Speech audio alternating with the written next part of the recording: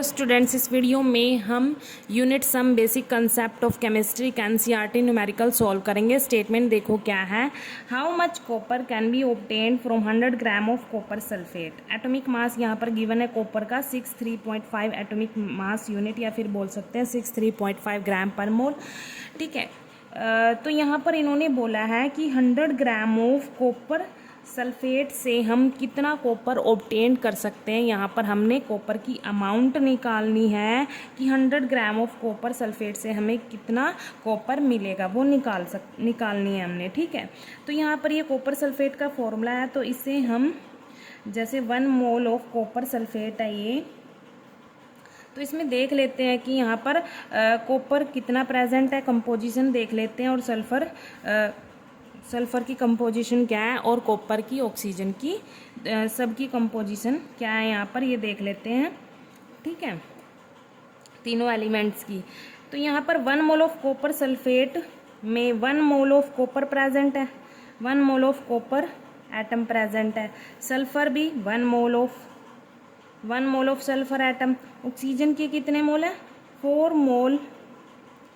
Mole of oxygen present, atom present है यहाँ पर, 4 mole of oxygen atom present है। ठीक है, तो यहाँ पर सबसे पहले हम क्या करेंगे, देखो हमें ये तो पता चल गया कि 1 मोल ऑफ कॉपर सल्फेट में कंपोजिशन क्या है, 1 mole of copper atom, 1 mole of sulphur atom, 4 mole of oxygen atom. ठीक है, ये पता चल गया। लेकिन हमें इन दो एलिमेंट से कुछ मतलब नहीं है, क्योंकि हमने तो क्या निकालना है, कॉपर ऑब्टेन करना है कि 100 ग्राम ऑफ कॉपर सल्फेट में कितना हमें कॉपर मिलेगा, वो निकालना है। तो हमें सिर्फ इस पॉइंट से मतलब है 1 mole of copper, 1 mole of copper sulphate में 1 मोल ऑफ कॉपर प्रेजेंट है। ठीक है, इससे मतलब है हमें।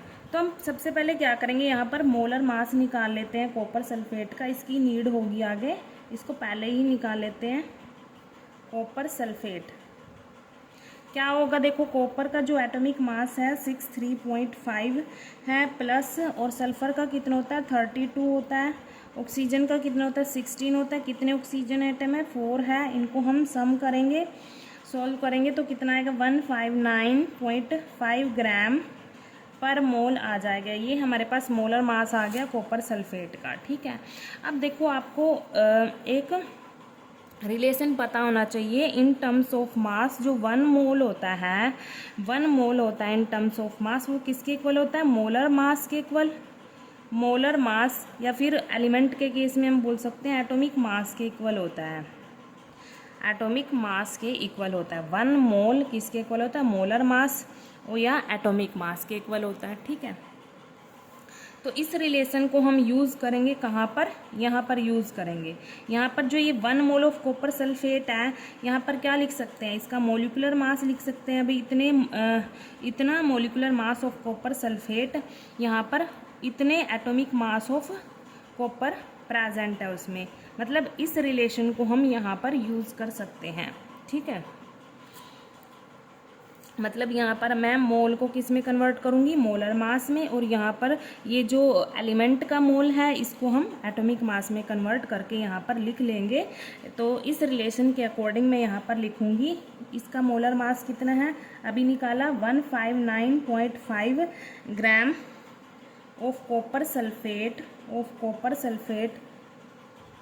कंटेन्स कॉपर, कितना होगा 63.5 ग्राम कॉपर होगा। ठीक है, इस रिलेशन के अकॉर्डिंग मैंने यहाँ पर इस लाइन को मैंने इसमें कन्वर्ट कर दिया। ठीक है, मतलब यहाँ पर मैंने अभी बताया 1 मोल किसके इक्वल होगा, मोलर मास के इक्वल होगा, तो मैंने लिख दिया 159.5 ग्राम of copper sulphate contain copper कितना 63.5 ग्राम। ठीक है, ये कॉपर सल्फेट का मोलर मास है और ये इस एलिमेंट का एटॉमिक मास है। मतलब इतने ग्राम ऑफ कॉपर सल्फेट में इतनी कॉपर प्रेजेंट है अगर, तो 1 ग्राम ऑफ कॉपर सल्फेट में कितनी कॉपर प्रेजेंट होगी, ये इसके डिवाइड में आ जाएगा,